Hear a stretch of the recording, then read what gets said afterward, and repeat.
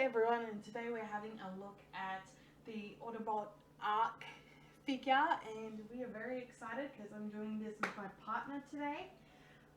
You want to say hello? Hi, I'm her partner.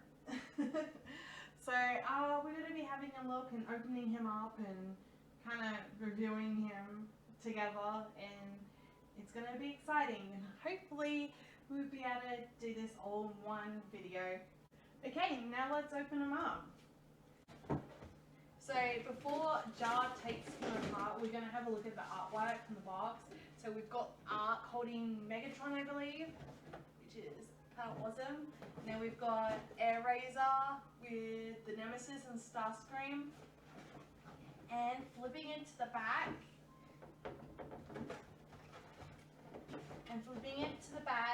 We've got this awesome kind of shot of the Ark as he is and what it includes.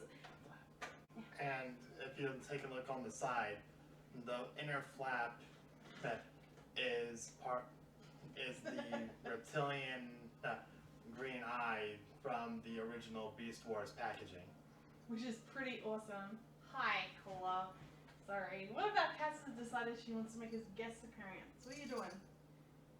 Okay. So, let's open this baby up.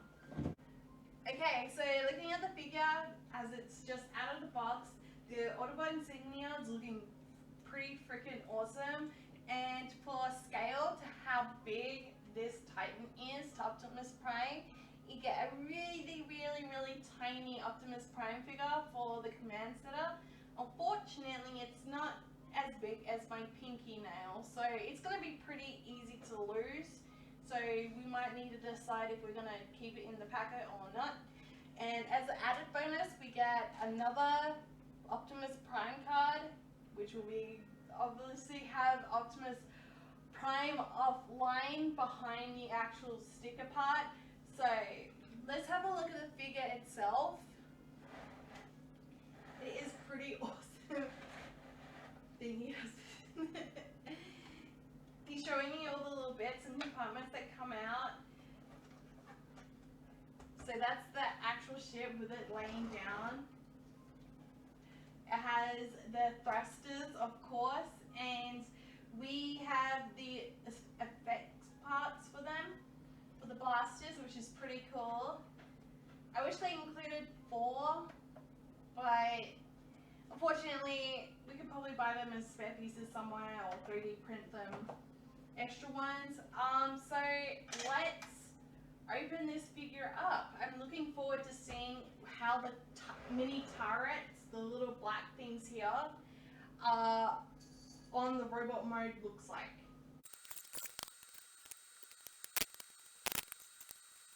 So we are going to do Teletran 1 by himself because he's a totally different robot figure himself. So hopefully we'll put that a little closer. As you can hear, the joints on the Ark is pretty loud. My partner has transformed him and also Metroplex. So we're going to have a bit of a comparison to the two. Metroplex is measuring a little bit bigger than Mr. Ark here. And unfortunately that he has empty hands. Like, it's kind of weird that they gave him like actual malleable hands, and it's just like they could have gave him a gun as well.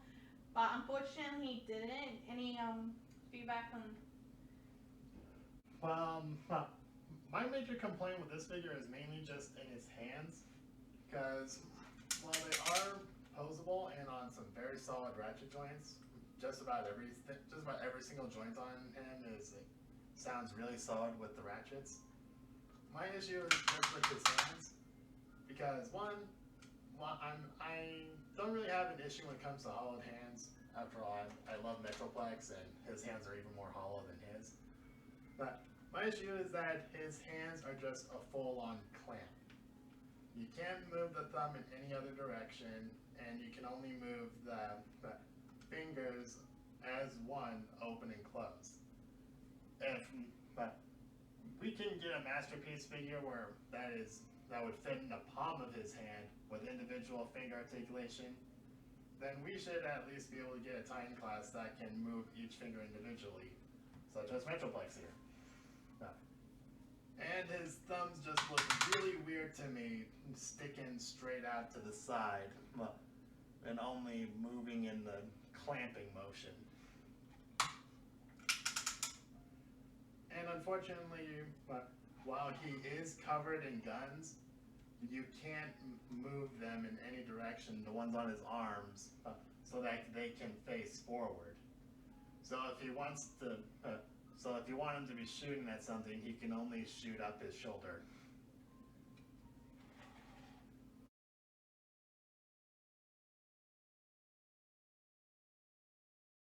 You can see my partner had placed the miniature Optimus right in front of his head, and you can see that he is pretty much the size of either his chin or his mouthpiece, whatever the orange block on its face is.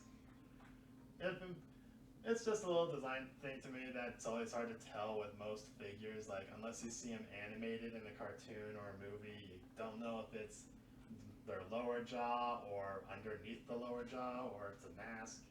And one thing about my Metroplex is that while he does have his repro labels, I kept his original cockpit or command center stickers on, and the Optimus in there is pretty much the same size as the miniature Optimus that comes with the ARK. It's like comparing an ant to human. Pretty much. That's what it feels like with the really tiny Optimus, is an ant to a human. We're the Titans and they're the Optimus Primes, basically. Yeah, and this is probably even just as much the scale of Metroplex too, because I've occasionally tried to do the Metroplex Heeds the Call pose with them, and I've always had to use a Creo. Not sure if anyone still knows what those are. So, Ja, in your opinion, is ARK work the same as Metroplex when you bought Metroplex originally? Well, a funny story with that, when I first heard about Metroplex, I was just a kid at the time, and I pre-ordered him on Big Bad Toy Store a long time ago. And back then, he was about $120. When he hit retail stores just a couple months later, he was down to $80. Now, I do regret not waiting in order to get him at that cheaper price, but I still believe that he was worth the $120 I initially paid, as well as the additional $60 or $80 I spent on his additional stickers of just about a year later. And as for the ARK, we got the ARK also on Big Bad Toy Store for about, I believe, $175. $175. And size-wise, he's definitely not exactly the same. He definitely doesn't seem like more, but he definitely feels a lot more massive than like Metroplex. This much, he's like this much smaller.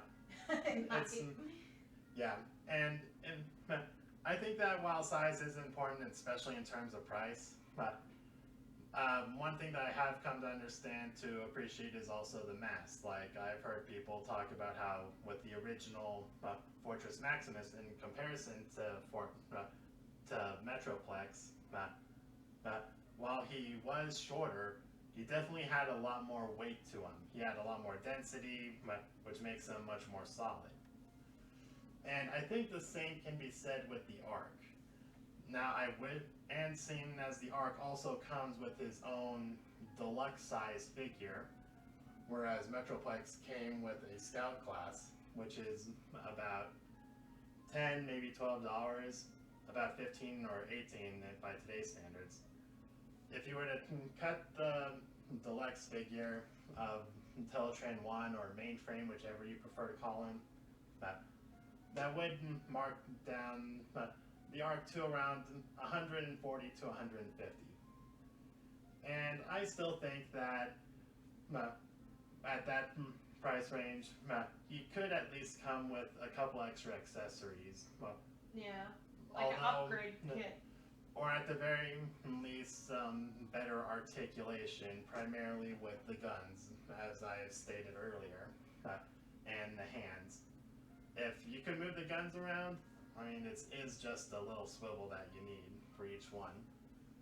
As well as some better foldable hands and maybe even some heels, so you could put him in more dynamic poses. Then he would definitely be worth the full price.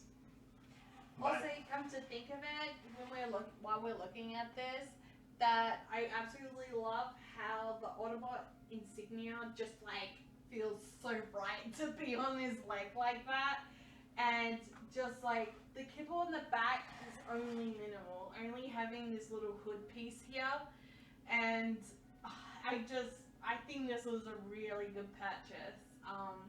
As you can see, the turrets and like the green part, like the yellow, the blue parts, excuse me, kind of lit up in the light here.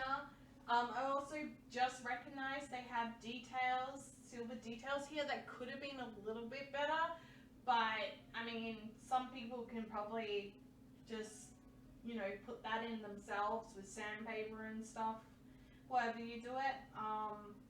I just think he's got a lot more features than Metroplex does. Then Metroplex here has more guns and actual things, you know? But yeah, the way I see it, if the ARK had a couple more bells and whistles and some improvements on his articulation and hands, then he would definitely be worth the full price. Let's see what Cola thinks of it. Cola, what do you think of this? No, she does not agree. She only wants the box. She does not give her head butt of approval. Yes, unfortunately. So not even a chirp of acknowledgement or a trill. So have you ever seen like the original art? Is this like anywhere close near the original art that you've seen? Seeing as this is the first figure, I think it's definitely the best first attempt at any design for any toy, especially for that of the ARK. And while my memory of the G1 cartoon is fuzzy, as I only saw it when I was around my early teens, right after the 2007 movie introduced me to it, the 2007 game, but I think that it's pretty spot on. The only complaint being the large gaps in the back of his shins, being on full display in vehicle mode. But given how he transforms, it's sort of unavoidable. But thankfully, we've recently ordered or pre-ordered the DNA upgrade kit that can fix that up, as well as his hands. Whether or not that upgrade kit will be worth it, we'll have to talk about it when we get it. Yeah, we all have to see later. Okay, so we now have both of them in their alt modes. Unfortunately, Metroplex, this is one of his alt modes. So as you can see, he's got all sorts of compartments and other Autobots coming out of him, as you could probably not see because they're so tiny. He's still far bigger than the ARK, which is kind of crazy. But I believe that Metroplex still has a lot more play value to him because of the extra Autobots you get and other little things you get. What do you think? With Metroplex, he was definitely more built for the scout size figures, which didn't include many. And in fact, only one of these actually came with him, which is the little black car here, Scamper, I believe, coming out of his chest. Whereas the deluxe figure that's standing on his shoulder, operating his head turret, is from the Siege toy line, which came out well over a decade later, I believe. And the other scout class is actually a painted warpath that I painted white in order to be a slammer. since I'm fairly certain that the deluxe size weaponizer isn't really going to fit well with him. And also I made him long before that figure was even announced. But with all the reprolatables in place, you got quite a few more computer stations around, so if you have scout or smaller class figures, there's definitely a lot more playability and posing around with him in his base mode and his battleship mode. The one funny thing that I find amusing is that he is called Metroplex, which means city, but based on what he turns into, it's much more of a fortress. But whereas there's another base former, Fortress Maximus, who turns into a city. So it just seems to me like their names have been swapped at some point, which just seems amusing to me. And with the guns, like my partner says, you get a lot more playability because you can pretty much put them anywhere.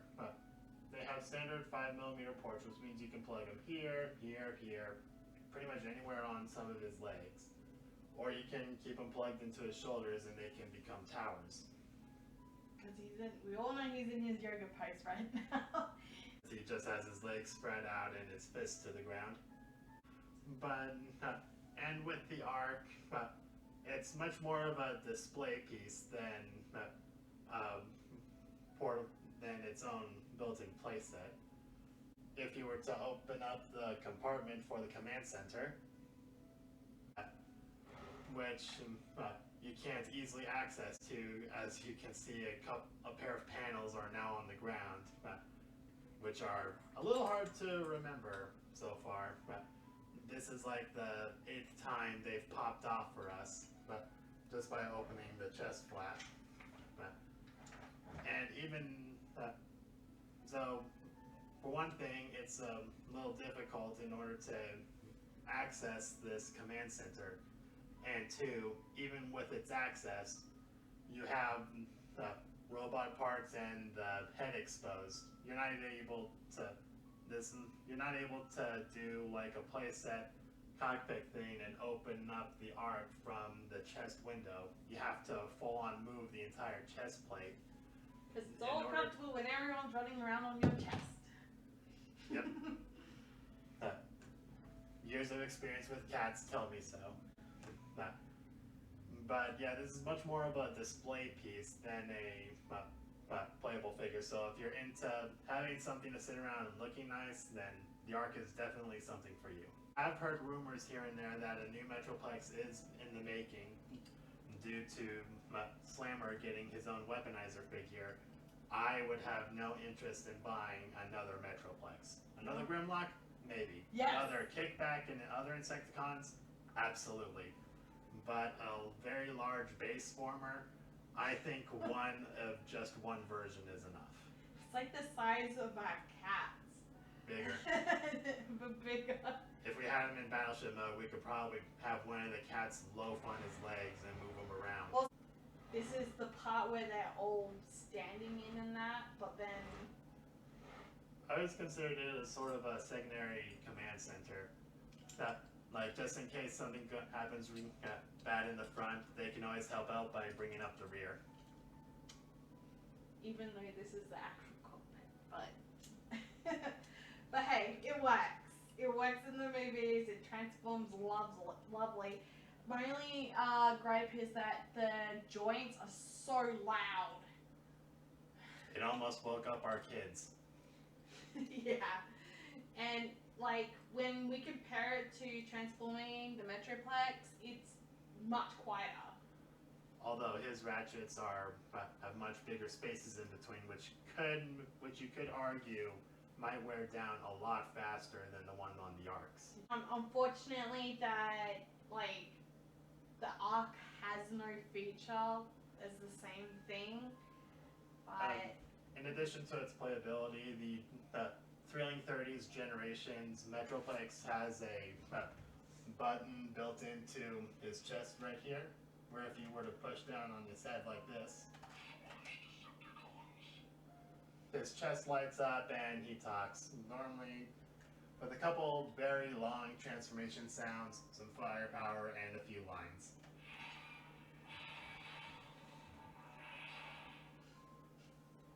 Over a decade and the batteries are still working.